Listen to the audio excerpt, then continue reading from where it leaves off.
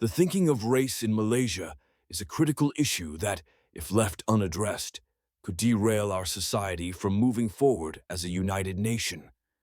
It's essential for Malay leaders who dominate various sectors to take the initiative in fostering unity. Let's explore how this can be achieved through a practical playbook of actions. In the short term, visible leadership is key. Malay leaders should make public gestures of inclusion. Imagine joint appearances at national events with leaders from other communities. This isn't just about optics. It's about building trust and reducing suspicion. A simple, repeated pledge like, "I lead for all Malaysians," can set the tone. It's about prioritizing citizenship over ethnicity, emphasizing that we are all in this together. Next, we need to reframe our rhetoric. Instead of talking about group entitlements, let's shift the conversation to targeted uplift by need. This means reviewing policies to focus on socio-economic indicators rather than ethnicity. We can still support disadvantaged Bumiputera while signaling fairness to everyone. Launching joint flagship projects is another powerful step.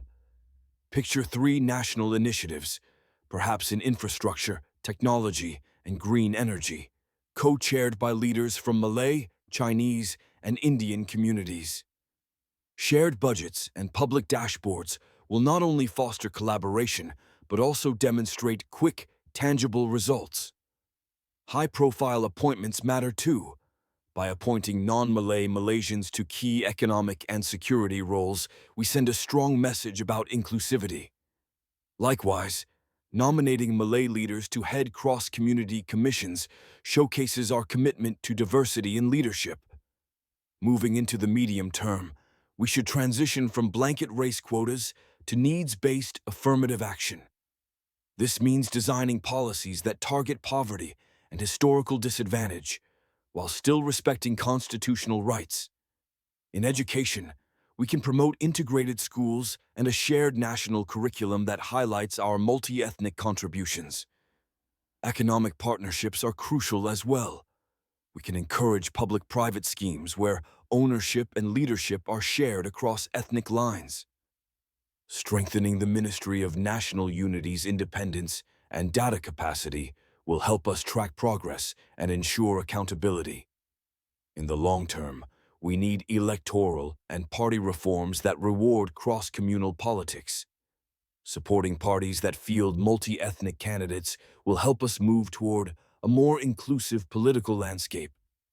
Expanding national service and youth exchange programs can create shared experiences among young Malaysians, fostering a sense of unity from an early age.